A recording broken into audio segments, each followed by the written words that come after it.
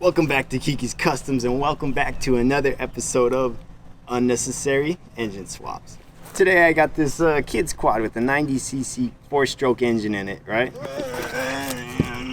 And I'm going to be putting this 250cc 2-stroke full-size quad engine into it.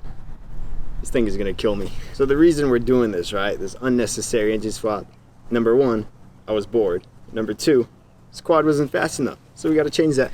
So before we take this quad apart, strip it down to the frame, I'm going to give you a 0 to 60 time and show you the top speed of it. And then you'll understand why it needs this new engine. Okay, here we go. We got a GPS from my phone. We're going to get a top speed and see if it even records the 1/4 mile or 1/8 mile. I don't know. All right, so as soon as this thing starts, I'm going to take off. I'm going to start. 3, 2, 1.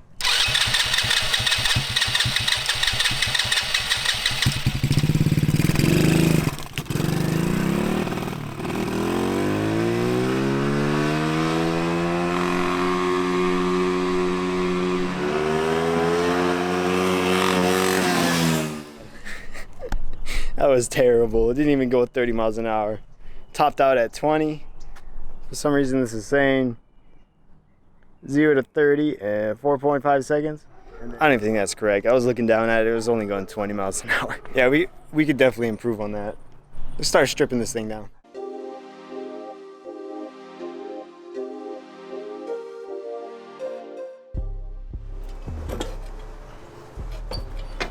Oh my. Oh my God. That is perfect. Look at that. That is crazy. All right, so I've been staring at this thing long enough. It's been 2 days since that last clip, and I think I'm ready to weld it. So I got it all positioned up, got the welder here. I'm just gonna start welding these new engine mounts I made.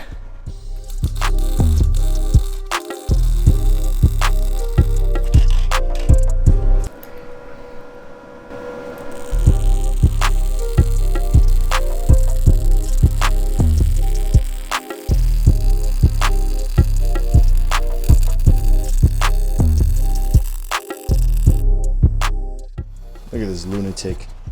What are you doing over there? Fixing your So Evan came through and we got a lot done. So we got the engine mounted, we got the carburetors cleaned, we got the gas tank cleaned. He's fixing the radiator. We're gonna put the radiator on there. And I didn't know if there's oil in the transmission case or not. So I just looked at it and that's the color of it. Yeah, anyways, we're gonna do an oil change on that. Let's get this oil changed, put gas in the gas tank, and it's gonna start this thing. What the? Yeah. stays one piece. All right, first start. Fingers crossed. Dude, it's still dripping out. Send it. Evan's on fire extinguishing duty. I don't think that's a good idea. Okay, I think that's out of the question. Yeah.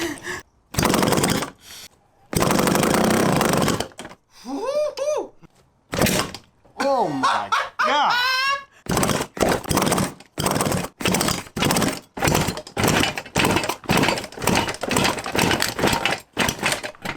So we tried to get it started yesterday. Did not work because the pipe, I think it needs the pipe to get this thing started. Plus there's no compression on the engine.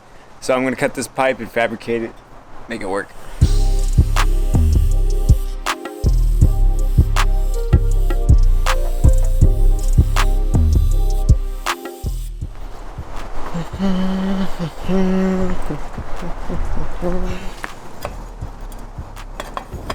Now that I got those pie cuts in and I bent this to shape, also cleaned it up a little bit, I'm gonna start putting this thing together.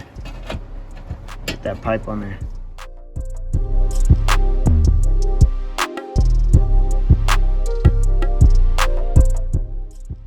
All right, check it out.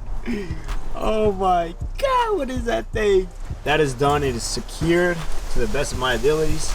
We still have a little bit of play. We can mess around with it before we tack it down. But I'm gonna try to start this thing now. First start, let's get this.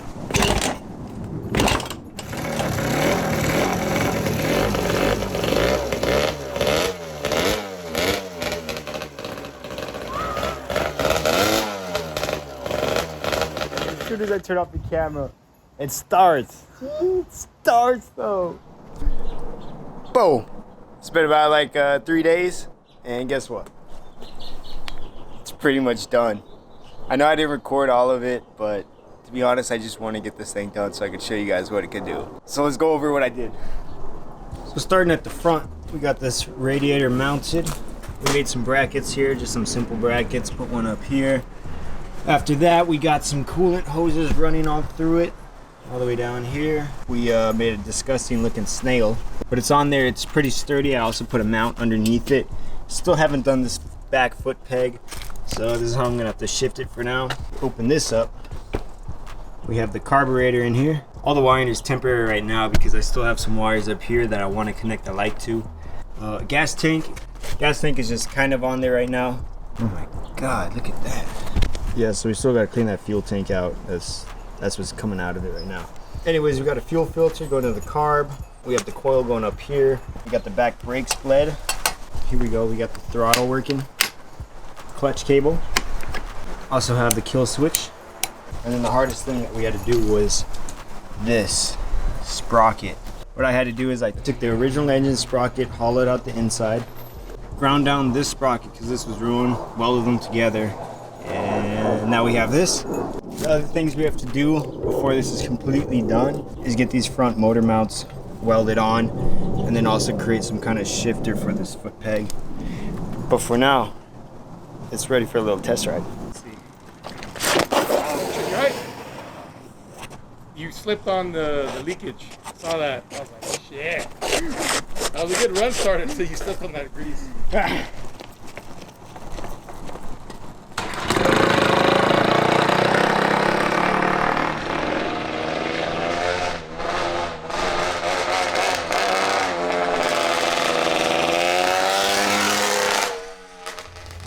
We were making great progress, right? Test rode it, got it running, got in the third gear, took it up and down the street until that happened. No more compression. I think the piston is gone, so we got to pull this whole thing apart, figure out what's wrong.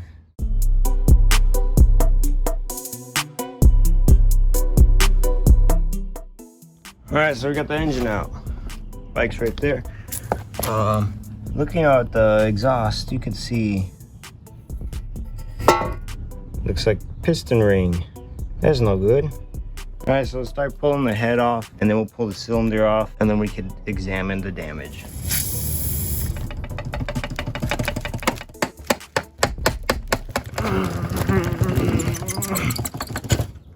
Finally, God. Take a look at the head. Got some nice battle scars in there. When we come and look at the piston, that shouldn't be moving like that. And if we bring it down, nice deep grooves, which is something you don't want.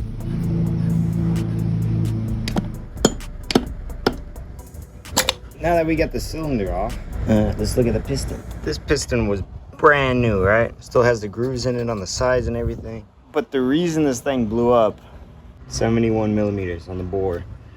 So since we got the reading 71 millimeters for this cylinder head, that means it's been overbored, which you do when the cylinder wears out so you don't have any play in the piston.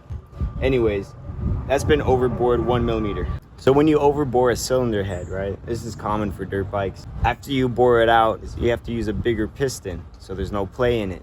But we come over here, look at these numbers on the piston. It's a serial number, I searched it up. This is for a stock bore. This piston is not meant to go in the cylinder. You see these piston rings right here? See how much they stick out?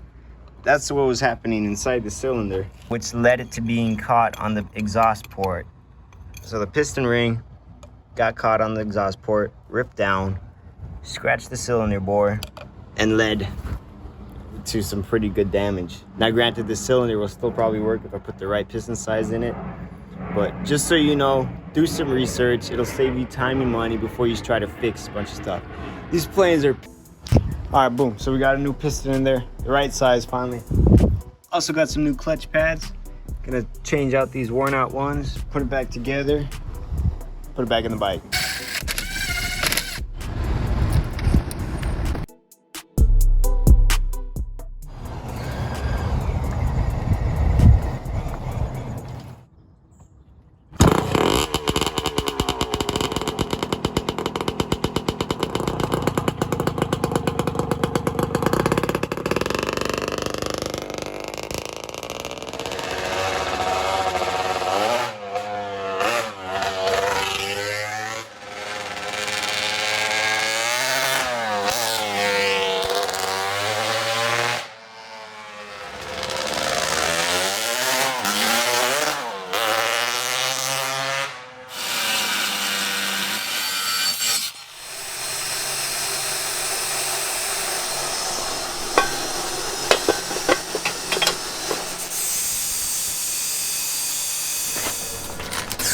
Love the welding gloves.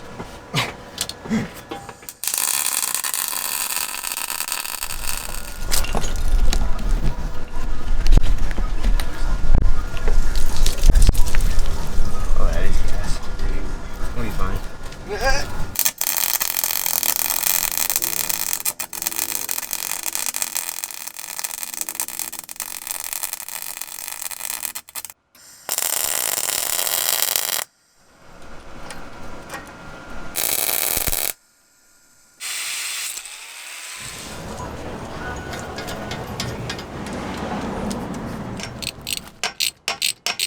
Second first. All right, so I think this quad is almost done. Right, we got the shifter and the linkage set up. Move your foot real quick.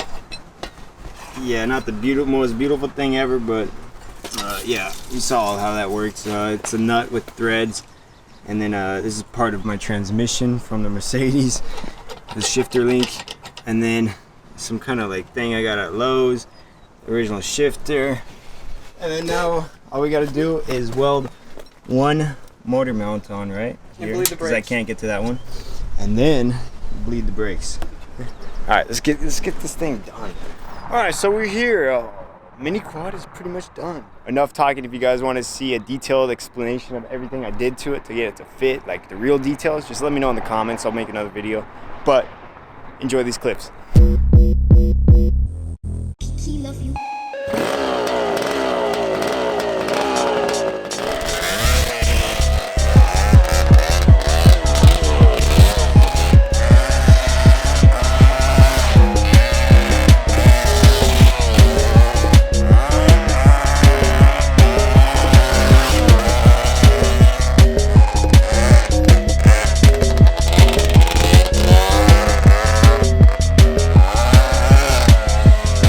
First time riding it for everybody. Dude, it is so uncontrollable. Should not have been created, huh?